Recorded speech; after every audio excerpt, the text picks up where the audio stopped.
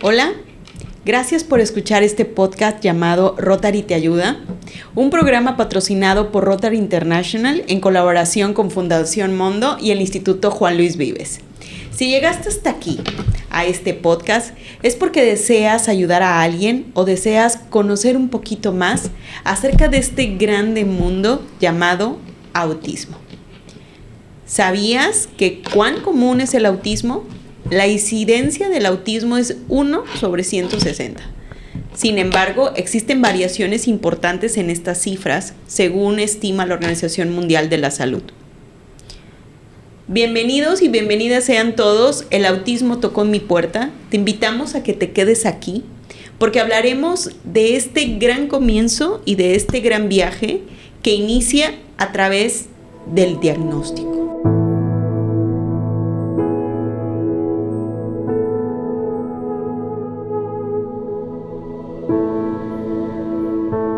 Soy Lucy, emprendedora por elección, embajadora de causas sociales por convicción, madre y esposa por bendición y rotaria por decisión. Y te doy la más cordial bienvenida a este podcast y esperemos que te quedes. También está conmigo y como siempre, nuestra queridísima Lore. ¿Qué tal, Lucy? Pues un gusto estar contigo acompañándote en este podcast y en esta cápsula pues venimos a hablar justamente del autismo. Me presento, mi nombre es Lore Gómez Farfán y pues quédate con nosotros para que sepamos un poquito más acerca de este gran tema y este mundo que en realidad es parte también de nuestro mundo. Ya sé mi Lore. Aquí hablaremos de cuando el autismo toca nuestra puerta, Lore, que es la entrada a este mundo, este famosísimo diagnóstico, cuando ya lo tienes en tus manos y que no sabes realmente qué hacer, ¿sí? Hablábamos de que, bueno, es muy importante saberlo, pero ¿cuán importante hoy es en día tenerlo? ¿Sí? ¿Qué es lo que para nosotros nos podría representar? ¿Cómo se elabora un diagnóstico? ¿Qué es lo que debe de tener? También porque no es como una gripa, ¿verdad? Donde vas a un consultorio y te revisan y en 3, ahora sí, observaciones estás, ¿no? Listo. No, es un proceso y muchas veces lleva semanas porque es a través de la observación de la conducta, nos platicabas. ¿Qué nos puedes decir que podíamos compartir con las familias que cuando te dicen, es que ¿por qué no lo llevas a valorar? Y uno no sabe ni a lo que se va a enfrentar. Claro, Lucy, mira, empezamos puntualizando con que el autismo o el famoso TEA, el trastorno del espectro de autismo, a partir de que se hizo se publicó en el DSM-5, se hizo esta actualización, queda como trastorno del neurodesarrollo y en esta reforma que se hizo, más bien actualización que se hizo en el DSM-5, ya que con algunos años ya vigentes, pues resulta que es ya considerado como autismo e incluye lo que antes era el Asperger y también lo que son el trastorno generalizado del desarrollo, ¿ok? Entonces, y está dentro de esta, por decirlo, de esta gama o de esta clasificación, y también es importante mencionar que está en 3 niveles, de acuerdo y siempre en función del nivel de apoyo que se proporcione. Okay. Entonces tenemos trastorno del neurodesarrollo y que además dividido en 3 niveles. ¿Cómo podemos identificar estos niveles? De acuerdo al qué tanto apoyo necesita esa persona. ¿Ok? Entonces es nivel 1 para los que necesitan poco apoyo y la mayoría, pues bueno, en esta clasificación prácticamente todos son verbales, en clasificación 1, en clasificación 2, que sería como el intermedio, nivel 2 también le llaman, sería cuando el apoyo es mayor. Y acá podemos identificar también en la mayoría de los casos dificultades en el lenguaje, en cómo se comunica de manera verbal. Y también ya en la otra clasificación estaría la clasificación 3 o el tipo o nivel 3, que sería cuando el apoyo es mucho mayor y ya está pues más comprometido tanto el lenguaje, okay, como también la parte de la independencia. Que es como que a veces nos explican los especialistas que viene acompañado de otras condiciones también, que no solamente es autismo. Es también posible que se pueda venir acompañado de otra comorbilidad, le llaman. No necesariamente, pero sí es importante pues indagar de manera profesional y a modo médico, pues saber, ¿no? Si viene también, o sea, si el paciente tiene también otro cuadro, como por ejemplo de convulsiones o algún otro trastorno o alguna cuestión de más, ¿no? Entonces siempre es importante una valoración médica para el global, ¿no? De la persona, y la parte profesional también de un psicólogo, que es quien también puede hacer el diagnóstico del autismo, que eso vamos a irnos por partes, ¿no? Ok, pues yo te invito a que nos escuches. Se dicen que hay 3 maneras de escuchar. Una es con los oídos, otra es con el corazón y otra es con la mente. Yo te invito a que te quedes aquí con nosotros para que nos escuches con la mente y con el corazón. ¿Cómo me doy cuenta, mi Lore, de que hay signos? Porque, ahora sí, digo, a nivel, cuando no sabemos de este tema, los síntomas, ¿no? Que ya con el tiempo dicen, no son síntomas, son signos.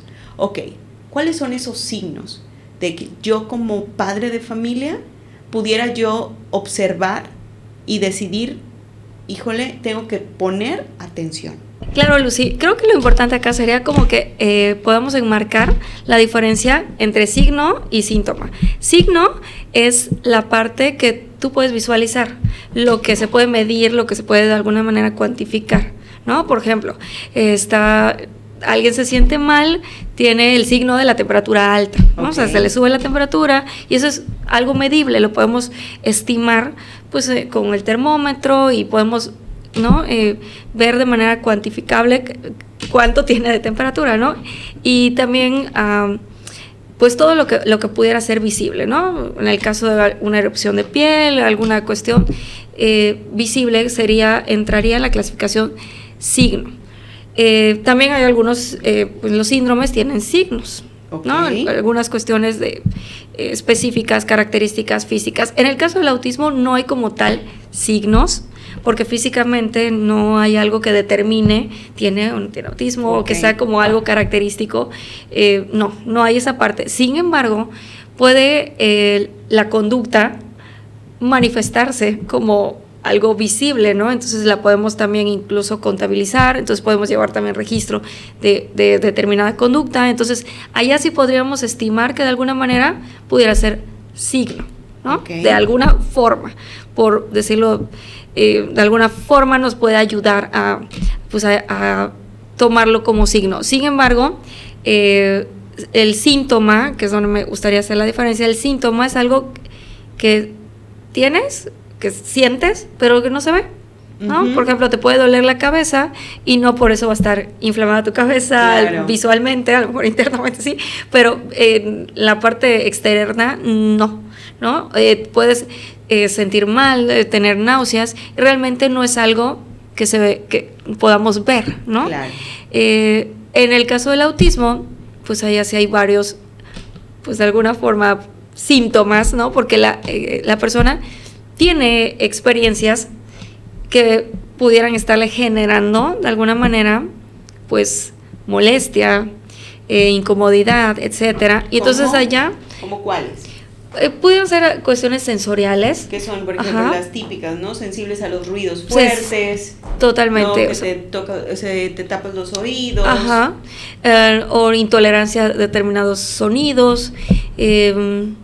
Hay cuestiones específicas, ¿no? O se saturan de muchos estímulos, ¿no? Y también allá le pudiera como perjudicar, ¿no? Entonces, si lo vemos así de una manera estricta, ¿no?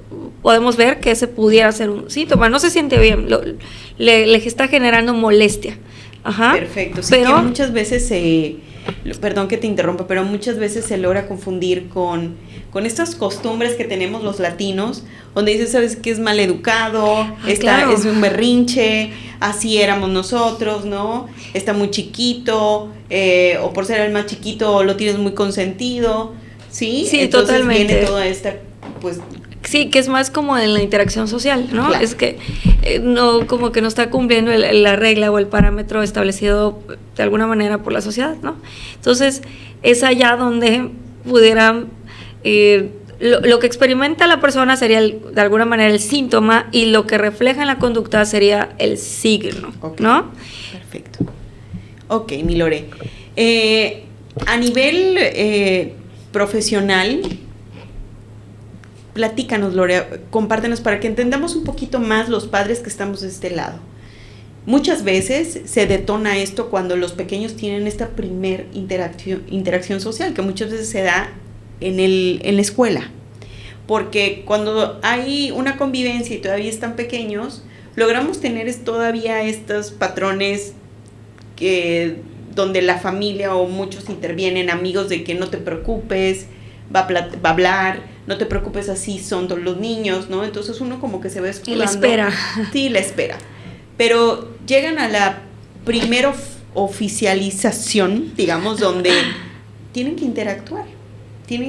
interactuar como individuos, y es ahí donde vemos que el desarrollo de algunos pequeños se va quedando atrás, rezagado.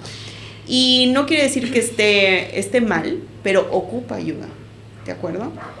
¿Cómo podemos nosotros detonar eso? Muchas veces se da en el aula, donde la maestra, la profesora que está al frente, es la que determina que hay que pasar por una prueba o hay que ir para una valoración, porque el niño no tiene, ahora sí, el mismo desarrollo que los demás. Y eso es muy importante, porque a veces determinamos quién es el ideal para diagnosticar. Y aquí mi pregunta va hacia allá. ¿Quién sería el ideal para llevar a cabo un diagnóstico, Lore? Por supuesto. Lucía, acabas de mencionar algo muy importante, ¿no? Que la escuela es una de las primeras redes en la cual pueden identificar ciertas cuestiones del desarrollo del niño que a lo mejor no son las esperadas para su edad, ¿no? Uh-huh. Y de alguna manera lo oficial lo hace la escuela, ¿no? Que empieza a detectar, ¿no? Mira, la detección lo puede hacer prácticamente cualquiera que conozca acerca del desarrollo, ¿no? Y creo que parte también de la responsabilidad como institución educativa, pues es justo que conozca, y la verdad es que las escuelas en esta parte muy comprometidas en conocer el desarrollo de los infantes, y entonces pues ellas están capacitadas para poder identificar que el pequeño no está llevando el desarrollo esperado, ¿no? Uh-huh. Entonces sería como la detección, como las primeras red flags y los primeros signos de alarma, ¿no? Pero en realidad, y acá sí quisiera como concientizar, es que todos los que tenemos una interacción con un pequeño deberíamos de alguna manera conocer de manera, aunque sea general, qué es lo que podemos más o menos esperar de acuerdo a las edades, ¿no? Claro, el famoso lenguaje, ¿no? Sí, es decir, como que todos podríamos hacer la detección, ¿no? Como saber que no está fluyendo de acuerdo a lo esperado por la edad. Acá hay una palabra que se maneja mucho y que son los hitos del desarrollo, okay, ¿no? Cuando nosotros llevamos a nuestro pequeño al pediatra desde que está recién nacido, en realidad el pediatra vigila justamente eso, que los niños, los bebés, vayan cumpliendo esos hitos de desarrollo, ¿no? Y en ocasiones son reflejos que aparecen, reflejos que desaparecen y que aparecen nuevos, y cosas que el niño va haciendo, va teniendo habilidades y demás, pero que todo esto está ya clasificado, organizado y estandarizado, que por determinado mes deben haber cambios, ¿no? Claro. ¿No? Y que deben de aparecer nuevas habilidades y nuevas cosas del niño. Entonces, a estos estándares por meses, primero son por meses y ya luego es más espaciado por edad, por edad de año, se le llaman hitos del desarrollo. Okay. Uh-huh. Entonces, repito, cualquiera puede hacer la detección, quien conozca el desarrollo del niño, y quienes me atrevo a concientizar que tengamos todavía mayor conciencia en esto, son los que de manera profesional tenemos el acercamiento con niños. O sea, educadores, todo lo que son maestros, monitores, cuidadoras, ¿no? También los que están a cargo de los bebés en guardería, ¿no? Sí, son educadoras, las maestras. Todos aquellos que estén de manera cercana a un niño, deberíamos de estar como familiarizados con esto. Ahora, el pediatra es el encargado, pues, de ir vigilando estos hitos del desarrollo que se vayan cumpliendo. Es por eso muy importante y está recomendado por la OMS, pues llevar a vigilancia mes con mes a los bebés, para que los puedan ir vigilando justo eso, los hitos. Entonces, si hay algunos que no se van cumpliendo o que no aparecen en tiempo y forma, entonces es allá donde son alertas y son pues esas banderitas rojas que debemos de estar muy pendientes. Y bueno, de unas décadas para acá, pues también ha estado como muy, y de alguna manera, pues la estimulación del desarrollo, y la verdad es que con muy buenos resultados, ¿no?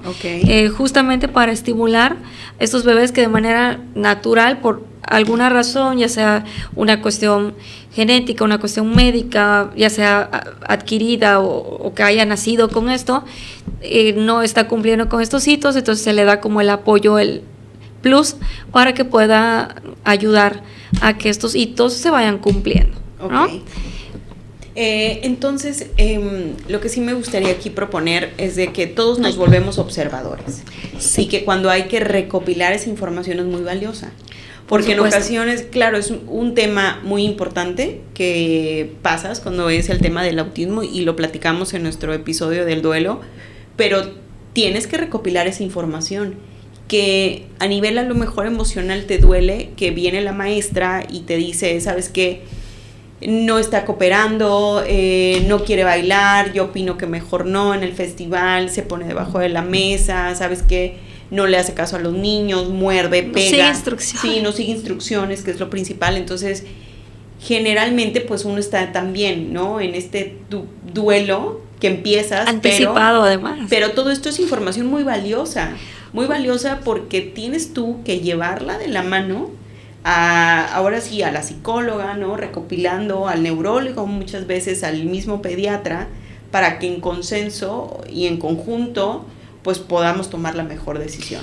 Claro, Lucy, y además retomando algo que mencionaste hace un ratito, ¿no? Cuando me preguntabas quiénes son el profesional ideal para hacer el diagnóstico. La verdad es que puede ser un médico, puede ser un psicólogo, puede ser un educador, siempre y cuando esté con la expertise y con la preparación profesional de poder hacer un diagnóstico, ¿no? Que esté certificado, que de alguna manera esté familiarizado con las pruebas, y justamente es un proceso, no es de que vayas a una consulta y ya salgas. Lo ideal no sería eso, ¿no? Aunque a lo mejor haya alguien, quizá... Pues uno quisiera que salieras y ya te dijeran, ¿no? Claro, qué es lo que tiene y cómo. Claro, y seguramente hay quien sí se lo avienta así, pero no es lo ideal, ¿no? Lore, porque es todo un proceso. Sí, pero Lore, a ver, entonces, una receta médica me va a decir el niño tiene autismo, o cómo está conformado un diagnóstico, para que sepamos cómo está integrado, porque cuando uno empieza en este camino desconoces muchas cosas. Desconoces hasta... No sabes cuál es lo correcto, ¿no? Sí, no sabes qué es lo correcto, y en ocasiones creemos que vamos a llegar y con una receta médica me van a decir, aquí está, ¿no? ¿Cómo está integrado este diagnóstico para que sepamos, como padres primerizos, ¿no? ¿Qué pruebas se le tienen que aplicar a mi hijo para que yo pueda saber cómo está conformado, ¿no? Un diagnóstico, porque, por ejemplo, cuando a lo mejor es otro tipo de padecimiento, sabes que médicamente pues es radiografía, una resonancia, claro, análisis sabes clínico. El ABC, ¿no? El protocolo. Sí, dice, pues me tienen que sacar sangre, ¿no? Pero en este tema, ¿cómo está conformado un documento que me van a entregar? Responsablemente, de manera general, sin meternos a lo mejor en estilos, ¿verdad? Pero de manera general, ¿qué tiene que integrar para que podamos tener un diagnóstico bien estructurado? Claro, Lucy, el primer contacto le llamamos la apertura de expediente, ¿no? Entonces es donde se recaba la información del pequeño desde el embarazo, ¿no? O sea, desde el embarazo de la mamá es importante recopilar esta información porque nos da contexto, nos abre esta apertura para que el profesional pueda tener esos datos que son antecedentes, ¿no? Entonces, es un primer contacto, se abre expediente, se llena toda la historia clínica del pacientito, bueno, suponiendo que se trata de un niño, ¿no? Donde se llena toda la historia clínica del niño desde antecedente de embarazo, si hubo algún tema, alguna complicación, si tomó medicamentos, incluso en dónde vivía la mamá, ¿no? Porque puede ser, tiene investigaciones, se sabe ya que hay una importante carga genética para el autismo, ¿no? Si bien no hay algo determinado, no hay un gen, número tal y demás, pero sí hay mucha incidencia, sobre todo en lugares donde a lo mejor haya varios contaminantes en el ambiente, ¿no? Entonces, hasta esa parte de donde estás viviendo tu embarazo es importante, ¿no? Entonces, en lo que es la historia clínica, se abre expediente, embarazo, nacimiento, los primeros meses de vida, si hubo alguna enfermedad, incluso si hubo temperatura, alguna caída, todo lo que se pueda recabar y lo que se acuerde la mamá suma. Okay. Hay un formato en donde es estructurado y donde se va paso a paso por el profesional. Pensando que eso sería como una estructura de alguna manera general y estandarizada, ¿no? También es importante que se mencione, pues, si hay familiares que tienen algún antecedente clínico, alguna cuestión de algún trastorno del neurodesarrollo, todo eso también suma. Entonces se abre, se pone en el expediente, también allá te preguntaría o le preguntarían a la mamá, pues justo de los hitos del desarrollo, ¿no? Okay. Pues cuándo habló, cuándo se sentó, cuándo fueron sus primeras palabras, a qué edad logró caminar, cuáles fueron sus primeras palabras, si fluyó, si de acuerdo a lo del mes, ¿no? La parte esperada por la edad, es cómo va esa parte. Si ya es un niño escolar, cómo fue su adaptación escolar, su inicio, si hubo alguna observación de parte de la institución, de sus maestros, cómo ha sido la interacción con sus compañeritos, que le llamamos pares, los que son de su misma edad o generaciones aledañas, ¿no? Entonces, todo esto se investiga y se hace con papás. También suma mucho la observación directa con el niño, cómo se desenvuelve, cómo interactúa con el papá, la mamá, cómo interactúa ante un ambiente nuevo, personas nuevas, porque suponiendo que lo estamos llevando con el paidopsiquiatra o el neurólogo o el psicólogo, y entonces hace contacto con estas personas, adultos desconocidos para él, ¿cómo reacciona, no? ¿Qué tanto apego se puede observar hacia mamá o hacia las personas que lo están acompañando? ¿Cómo explora el nuevo lugar? Okay. O sea, todo esto suma. Entonces, hasta acá tenemos expediente, apertura del expediente, de lo que es historia clínica, observación directa, y de acuerdo a la edad, es lo que el profesional determina para afinar, por de alguna forma decirlo, afinar la batería de pruebas que se le va a aplicar, ¿no? Si es un niño pequeño, se recomienda hacer un tamizaje de desarrollo. Okay. Sería como una valoración puntual de todas las áreas de su desarrollo. Entonces, le llamamos tamizaje de desarrollo y se van indagando, se van checando justo los hitos del desarrollo por cada área.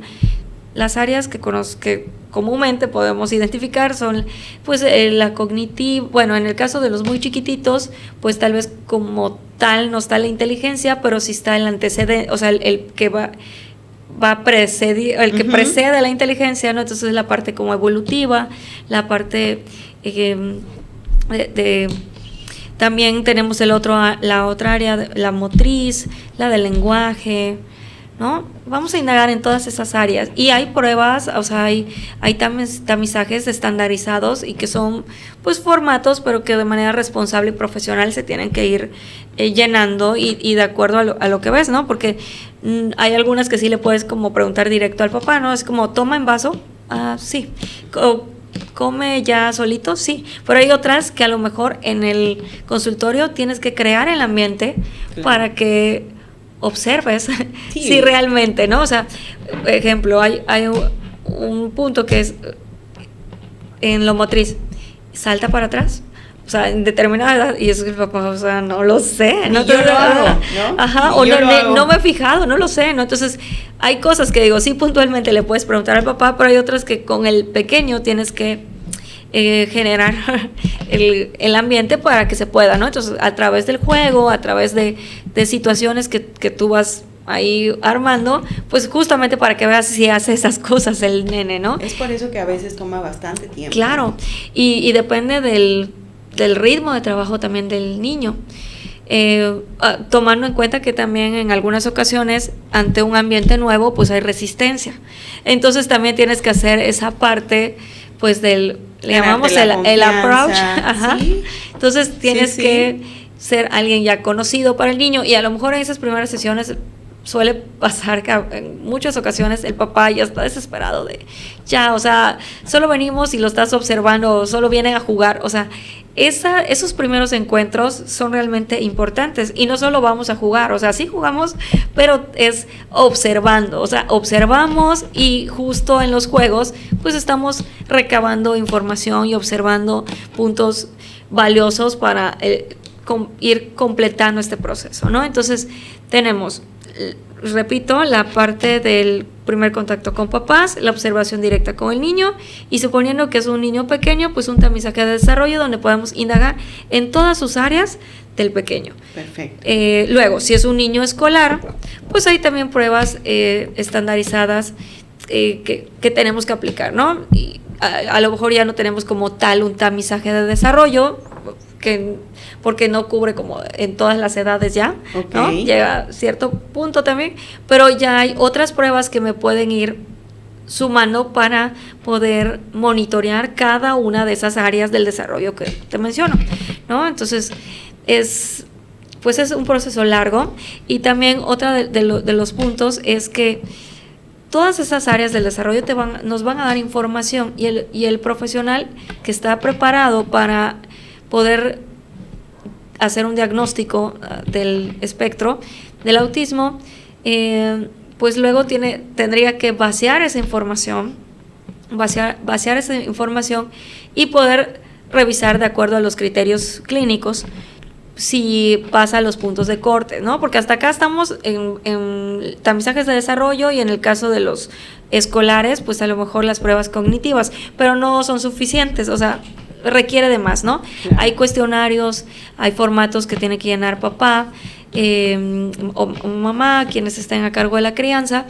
Todos los que están alrededor, porque a veces papá, mamá trabajan y tiene perspectivas diferentes ante una situación, ¿no? Sí. Entonces, normalmente se manda también a escuela, abuelita, a los que están cercanos y conviven más con el niño. Asistencia también en casa, claro, hermanos, tíos, no, de todo. Claro, entonces sí requerimos pues más de un aporte de información, ¿no? También otro punto es las pruebas de autismo, ¿no? Cuando están muy pequeñitos, pues a lo mejor no es un diagnóstico definitivo como tal, pero si las áreas comprometidas en el tamizaje y en los demás formatos y pruebas que pusiste, ves que hay áreas comprometidas que son las que están relacionadas con el autismo, pues entonces allá ya se puede de alguna manera determinar, ¿no? Por las combinaciones y demás. Sin embargo, cuando son muy pequeñitos, repito, el diagnóstico no es como tal definitivo, ¿no? Puede ser que es de acuerdo a una intervención pueda ajustarse, o a la maduración pueda nivelarse, ¿no? Con la intervención también. Pero bueno, ya cuando están más grandecitos, a partir de los 3 años, y de acuerdo también a las habilidades que el pequeño tenga, ya se pueden aplicar pruebas estandarizadas, ¿no? Y ahí ya tenemos pues una gama no tan amplia porque no son tantas, pero sí hay como por allá pruebas estandarizadas. Pero, sí, para que sepamos, son varias pruebas que se tienen que aplicar. Sí, lo que te comento, sí, ¿no? Como conforme tú vayas viendo, ¿no? Por eso a veces tardan más de una sola sesión. Claro, sí, por supuesto, más de una sesión, ¿no? En el caso de las pruebas estandarizadas del autismo, es así, normalmente es una sesión, y allá no tiene que, bueno, ya se elige ya el profesional y de acuerdo pues con la prueba que más se relacione y por la edad y demás, pues ya determina qué prueba de autismo sería pues la que se le va a aplicar al niño, pero aparte fue el tamizaje de desarrollo, si está si todavía está en la edad que se puede el tamizaje de desarrollo, si no también están las cognitivas, incluso a veces hasta proyectivas se puede porque nos suma, ¿okay? Nos suma y también el profesional puede determinar si es necesario por alguna cuestión extra o en la situación que esté observando, ¿no? O sea, si el niño lo ve muy ansioso o muy estresado y bueno, también considerando que el niño a lo mejor pueda hacer dibujos ya y demás, entonces a veces hasta se le ponen unas proyectivas que estos no es como tal para el diagnóstico del autismo, pero nos suma porque Perfecto. Nos puede dar un dato puntual acerca de su estado emocional, ¿no? Entonces complementa, no es que sea como tal la del autismo, pero complementa, ¿no? Y bueno, entonces pensando que es un niño escolar, entonces sería la prueba estandarizada del autismo, la historia clínica que se tuvo con papás en la entrevista, la observación, la prueba cognitiva,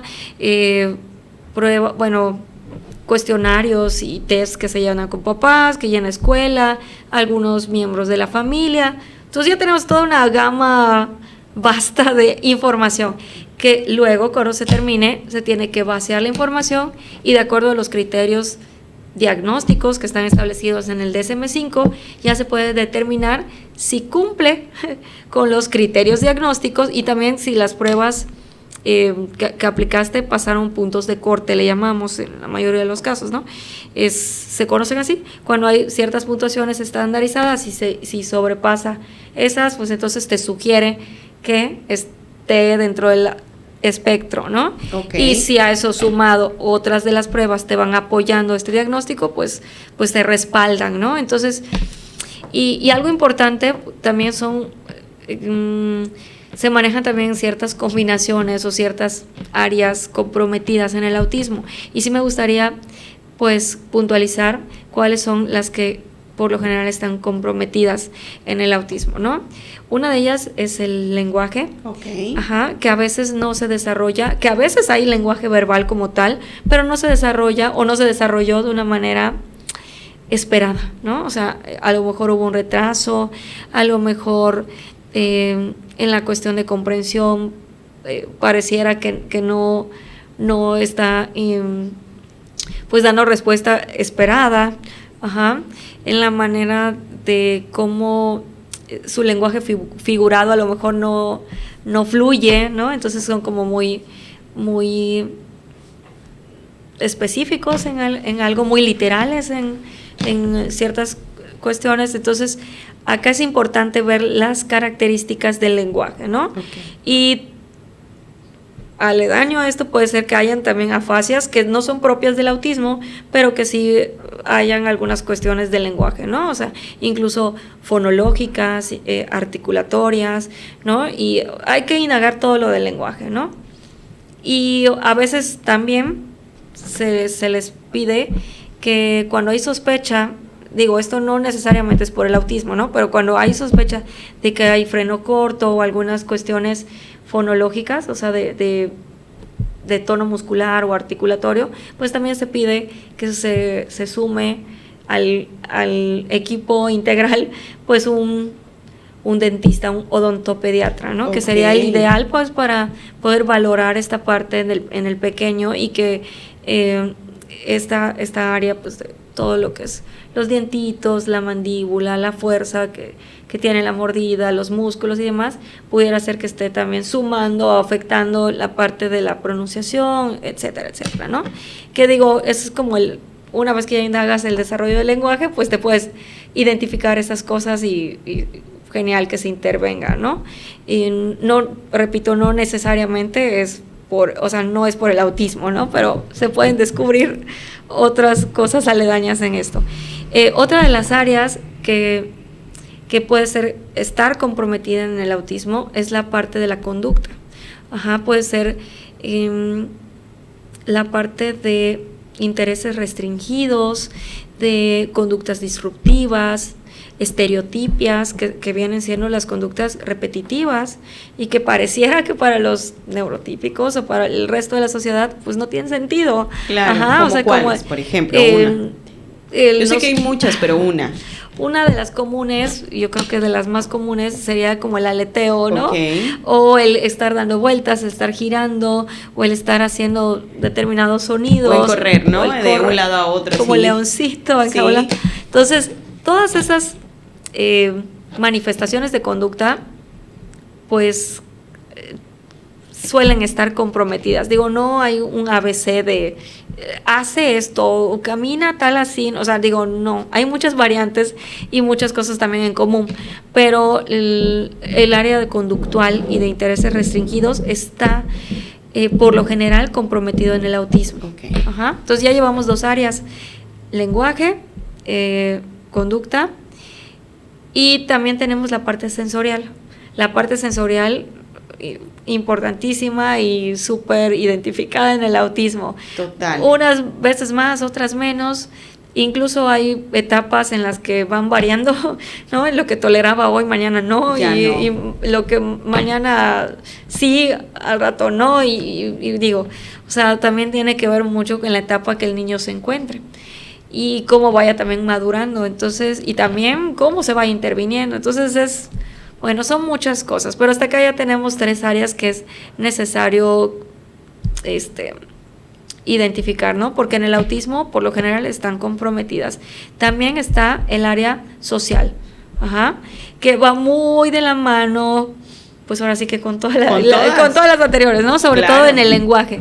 Suponiendo, si no tienes un lenguaje verbal funcional o no hay lenguaje verbal, es mucho menos probable que te relaciones de manera positiva con los demás. Digo, no es necesario el lenguaje completamente verbal para que tengas una interacción con los demás, pero sí te limita, ¿no? Y sobre todo pensando en niños de la misma edad, pues te limita, ¿no? Y el niño, su par, no va a saber cómo abordar esta parte. Entonces, sí está de alguna manera relacionada con la parte pues verbal, ¿no? O sea, si no habla tanto, pues se va a ver afectado lo social. Y también la conducta, porque si la conducta no, o sea, tiene ciertos patrones repetitivos o ciertas estereotipias, y pues la sociedad o el resto de los niños o el resto de la comunidad pues no lo va a ver normal, puede ser que, y digo normal entre comillas, porque pues no todos somos normales. Claro, o sea, ¿no? Sí, pero no hay un punto de partida de que hacemos por lo regular, a lo mejor un grupo, la mayoría hacemos algo conductual normal, pero dentro realmente de nadie es normal, todos somos únicos y todos somos ¿no? Entonces, si te das cuenta también esta parte conductual, pues también puede afectar la parte social, ¿no? Claro. Y si le sumamos la parte sensorial, que a lo mejor hay algunos estímulos del exterior que tus sentidos no están procesando de manera adecuada o no están integrando de manera adecuada, pues ¿cómo, no? Entonces, digamos que lo social es por consecuencia, más que por inicio, ¿no? Entonces, pues estas son las 4 que normalmente están comprometidas. Ya también al trabajo del día a día con los niños, sí también hay ciertos como perfiles, por decirlo de alguna forma, o vemos que hay ciertas incidencias, que la parte motriz a veces no va tan fluida, ¿no? O sea, pero no, al menos en el DSM-4 no está como tal, ¿no? Okay. Pero sí, en la experiencia ya y los registros, yo creo que en la siguiente actualización seguro va a mencionar algo de ello, ¿no? Claro. Porque sí, también vemos que la parte motriz no siempre va fluyendo. En términos generales, podemos decir que es un punto de partida, saber y conocer las debilidades y las fortalezas también de nuestro pequeño, porque no solamente ahí observas todo lo que está comprometido, sino también lo que hacen de manera pues normal, digamos, y donde eso también te va a ayudar a generar valor en un tratamiento terapéutico. Por supuesto, todo este proceso nos ayuda justamente a tener el punto de partida, ¿no? Más que una etiqueta, porque ese no es el fin pues de una evaluación o una valoración, sino que es poder saber en dónde estamos, ¿no? Claro. Así como el mapa, y entonces ver a dónde también podemos dirigirnos, cómo planear una intervención y que esa intervención sea personalizada al niño, claro. De acuerdo a sus fortalezas en determinadas áreas, sus áreas de oportunidad en determinadas áreas de su desarrollo, y entonces allá poder diseñar o planificar un programa. Se recomienda que sea integral, es decir, que esté como dirigido a todas las áreas de su desarrollo y en todos sus contextos. Entonces, y seguramente por más de un profesional, porque lo ideal sería que sea integral. Entonces, eso le pueda sumar al niño para poder, si bien no nivelarse a lo esperado, a los hitos y a su edad, porque bueno, eso es lo que tratamos de buscar, pero no siempre es así. Pero no siempre ocurre. No siempre ocurre. O sea, no es la realidad. La realidad, ajá. Sí.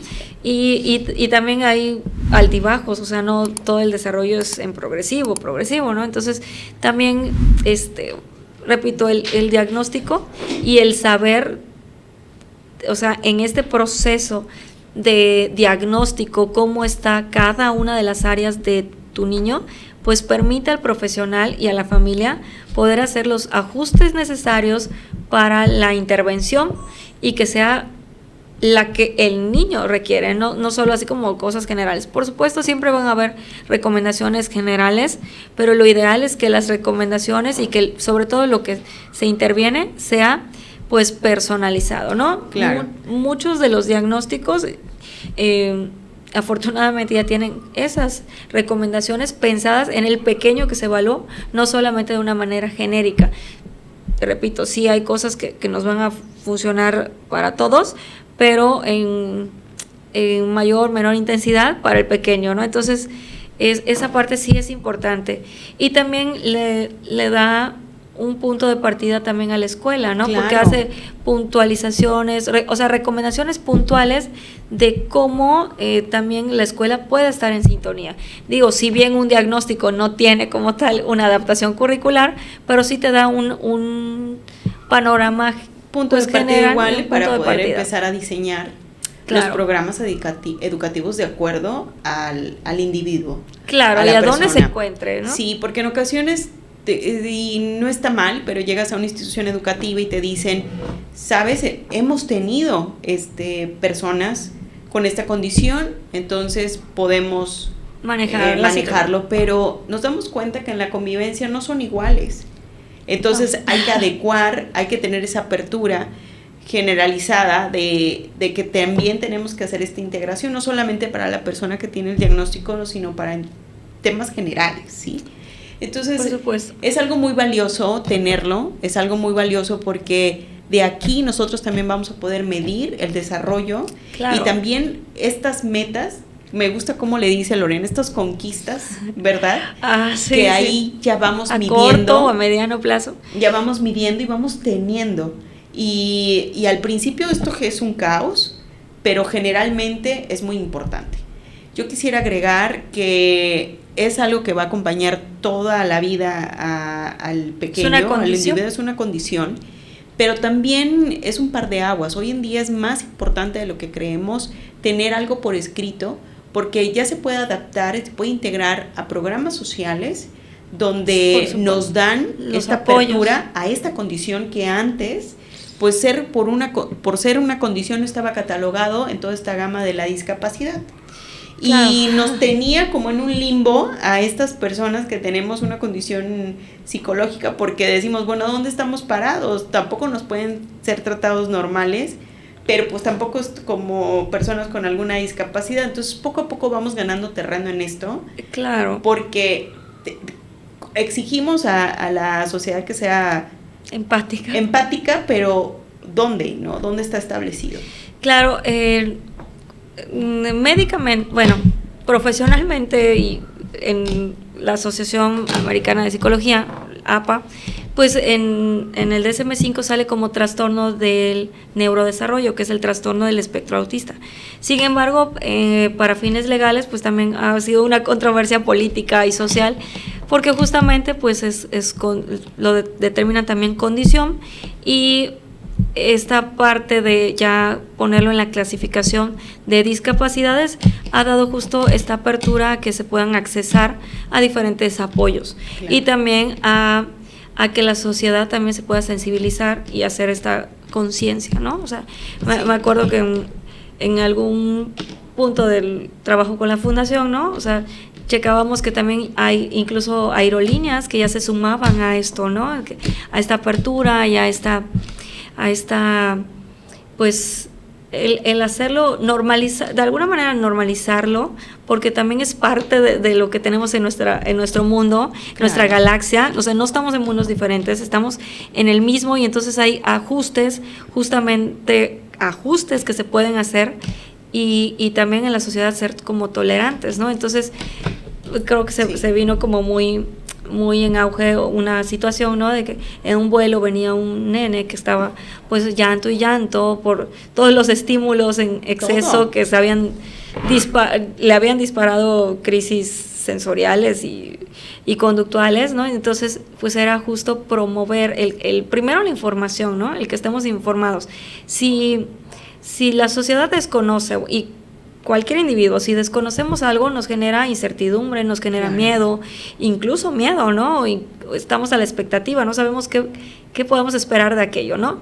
Pero el primer avance o el primer punto, informarnos, creo que nos puede generar, bajar la ansiedad y generar un poquito más de tranquilidad, porque ya sabemos lo que nos podemos de alguna manera enfrentar o cómo manejar la situación, ¿no? Entonces creo que era una de las iniciativas que, digo, al menos en Fundación Mundo nos tocó hacerlo en restaurantes, o sea, visitar restaurantes y escuelas, capacitar, negocios, empresas. Sí, que se sumaron a la causa y que tuvieron la apertura de sí, vente, y estamos en total disposición que les explique su personal, a nuestro personal, pues de qué se trata el autismo, para que a lo mejor cuando llegue pues el hijo de un cliente y tenga este trastorno, esta condición, pues sepa mi equipo cómo manejarlo, ¿no? O en el restaurante, también hicimos como visitas a varios restaurantes, y donde el personal sabía y ya conocía, y entonces ya también podía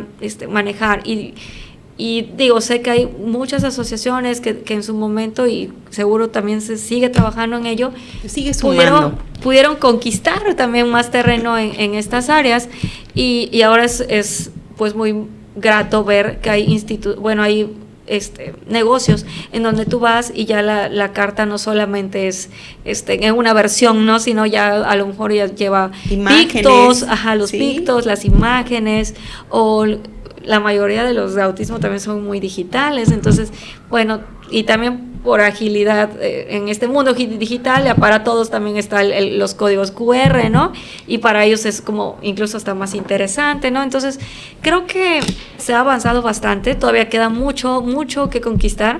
Creo que en esto Rotary y Mundo tenemos la camiseta puesta para seguir pues conquistando terreno en esto, y también retomando un poquito lo del diagnóstico, Lucy, sí me gustaría puntualizar que es importante, pues una vez ya tener el diagnóstico, no es guardarlo en el cajón y ya lo tengo por escrito y ya, ¿no? O no, sino es accionar, es lo más importante, accionar, dar un plan de intervención para el pequeño, si es necesario que seguro sí, es estructurar varias cosas en casa, Claro. reestructurar muchas cosas en todos los contextos donde el niño se desenvuelve: casa, escuela, amiguitos, vecindario, familia, y lo que decíamos, informarlos. Lo primero es informarlos, todos los que están en nuestro contexto cercano, informarlos. Luego también la parte, y a la par, pues ya hacernos de un equipo integral, profesional, que pueda sumarnos al bienestar de nuestro pequeño y de la familia, ¿no? Claro. Puede estar involucrado un neuropediatra, o puede ser un psiquiatra, el psicólogo que sea el que lo va a intervenir, y me refiero a intervenir a dar las sesiones, las terapias, ¿no? Porque es necesario, ¿no? También pues trabajar también desde casa, que se conozca, o sea, no solamente el trabajo se quede en el consultorio ya, sino que se pueda replicar en casa. Al final lo que se busca es que el niño pues sea más, pues esté más, de alguna manera más tranquilo y pueda ser más funcional en todos sus contextos, Claro. ¿no? Y donde pasa más tiempo pues es justo en la casa y escuela. En la casa. No en el consultorio del 4x4, ¿no? Entonces todo eso que se ensaya en el consultorio se tiene que replicar, practicar en casa, ¿no? Si tenemos siempre el ambiente controlado, pues ¿cómo, no? O sea, digo, No. a veces en el mismo consultorio lo que se busca es generar esos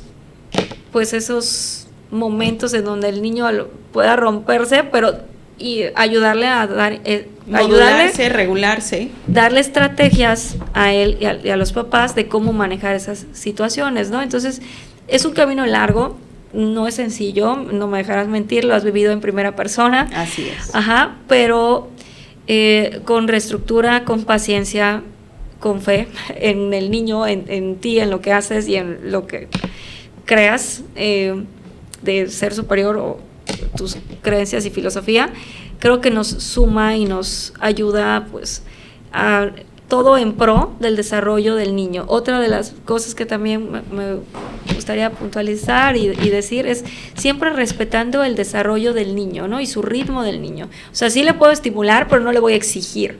O sea, le puedo estimular, sí, pero no le voy a exigir. Tengo que respetar también su proceso y su desarrollo. Entonces, Okay. Pues espero que se lleven información valiosa de lo que estamos aquí, Lucy y yo, compartiendo y preparando desde Rotary y Mondo. Y bueno, no sé si quieres agregar algo más, Lucy. Sí, mi Lore, precisamente esta es parte de nuestra responsabilidad. Yo como mamá de un joven de 13 años, me vuelvo al tiempo y es un peregrinar, porque a veces desconocemos cómo realmente está estructurado este diagnóstico, este documento.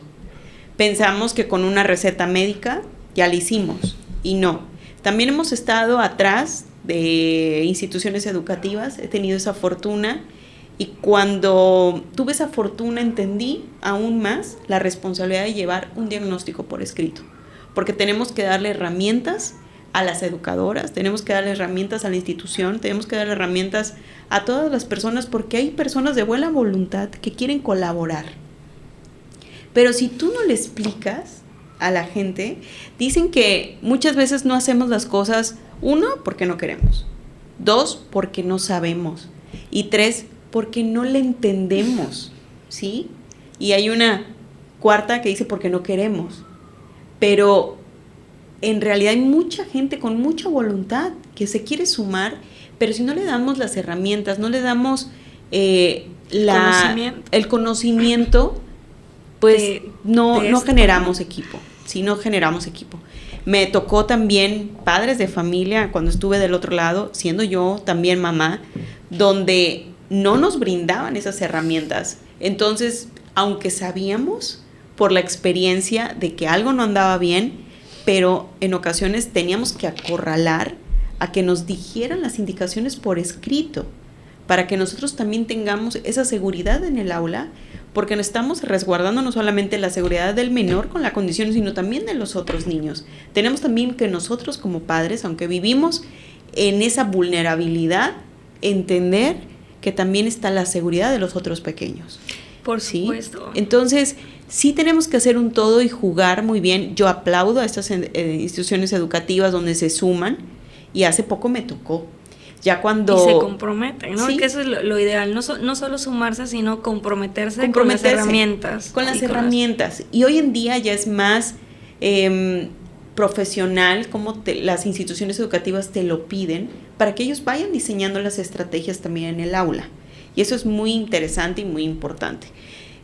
También aplaudo a todos esos profesionales que se suman a la causa o que se suman cuando hay un diagnóstico ya establecido. Es muy interesante, es muy importante ser empáticos, pero también debemos nosotros como padres tener esa responsabilidad de decir, este es el diagnóstico de mi hijo, ocupo saber si me puedes apoyar o no, ¿sí? Por supuesto, y también creo que es válido, digo, en su momento con Isaí lo vivimos y lo sufrimos, pero creo que a la vuelta de los años... me atrevo ya a decir que también es válido cuando una escuela, una institución de manera sincera te dice no tengo las herramientas necesarias para atender a tu pequeño, y no solamente para llenar una plantilla de alumnado, te lo acepto y luego te lo voy a tener ahí en la banca y bien, gracias, que nada más venga de oyente. O sea, no, creo que también esa parte es muy, muy valorable, ¿no? El que de manera responsable la institución te puede decir, no cuento tal vez con la información necesaria o con las herramientas o el personal necesario para atender a tu hijo, y creo que es muy válido, ¿no? En su momento la verdad es que nos duele, frustramos se frustra, es muy muy frustrante porque dices, ¿y ahora dónde va el pequeño? Pero creo que es de aplaudir y de valientes también decir, no tengo que ofrecerte, ¿no? Claro. Entonces es mejor que busques otro lugar que te des y te brinda la oportunidad de continuar el camino, y entonces ya encontrar el personal y la institución que sí te pueda brindar lo que el pequeño necesita. También lo que le funciona a un pequeño no necesariamente al otro, ¿no? O sea, claro, por eso es importante el diagnóstico. Por eso es importante llevar este recetario, porque no todos los niños son iguales. Así. Mi Lore, 3 recomendaciones importantísimas para los padres de familia que están iniciando este camino y tienen que llevar, ahora sí, a una valoración a su pequeño. Creo que una de las principales es que se informen, que se informen, no bombardeándose o saturándose de información, sino de manera consciente, de manera filtrada, por de alguna forma, con alguna guía profesional también, que se informen. Creo que eso es primordial, que tengan la apertura de hacer las reestructuras o los cambios necesarios, y la paciencia, ¿no? Que tengan paciencia y que crean en sus hijos y en lo que ellos también están haciendo, ¿no? Entonces yo creo que se resume en un poquito al menos de lo que hemos recorrido a través de la fundación y de la experiencia profesional, es información, paciencia y fe en sus hijos y en ellos, ¿no? Crean. Sí, como mamá a mí me gustaría dar 2 recomendaciones muy importantes. Cuando el lenguaje no es de acuerdo al desarrollo, es un signo muy importante donde nosotros tenemos que empezar a observar. No nos cerremos en este tema donde nos digan así es parte de la familia, es una cuestión hereditaria, familiar, porque también el niño tiene esta parte emocional y de seguridad. Tenemos que educar a niños seguros y felices, eso debemos de tenerlo en cuenta. Cuando somos padres tenemos esa responsabilidad. Y si tu pequeño va a una institución educativa, es ahí donde te empiezas a dar cuenta de que algo no está bien. No le tengas miedo, no tengas miedo a lo que va a ocurrir. Van a estar bien ambos, solo es cuestión de empezar a trabajar en él un poquito más. Si la maestra te indica que algo no está bien a la par, de verdad es importante que tomes cartas en el asunto, acude a tu pediatra, acude principalmente él es el que te va a guiar, te va a brindar la información si tienes que ir con un neurólogo o con una psicóloga en desarrollo, especialista en neurodesarrollo, para poder determinar qué es lo que está ocurriendo, o a lo mejor es una falsa alarma y es una cuestión emocional, temporal, y sales de ahí rápido, y si no, hay que empezar a buscar ayuda. El diagnóstico, como reiteramos, no es una etiqueta, es un punto de partida donde te va a brindar herramientas fundamentales para el desarrollo del pequeño. Y cada persona diagnosticada es única, irrepetible. Aunque tienen el mismo diagnóstico, no son iguales. Así que eso es muy importante que lo tengamos en cuenta. Así es, Lucy. Hay una frase que siempre la celebramos, ¿no? Es... si conociste a una persona con autismo, justamente hiciste eso, conocer a una persona con autismo, porque cuando conozcas a otra es otro boleto. Sí, definitivamente. Pues muchas gracias, Lorena. Mi nombre es Lucila Rodríguez Ortiz, mi mote es Lucy, y soy emprendedora por elección, embajadora de causas sociales por convicción, madre y esposa por bendición. Gracias por quedarte hasta aquí. Te pedimos compartas este podcast para ayudar a aquellos padres que están iniciando en este mundo llamado autismo, donde es un largo camino que hay que recorrer, pero juntos y de la mano lo vamos a lograr. No están solos. ¿Lore? Me despido, Loremondo. Loremondo. ya en el... Brillemos por la inclusión. Brillemos por la inclusión, y definitivamente el autismo es parte de nuestra galaxia. Sí, hagamos que la magia suceda. Gracias.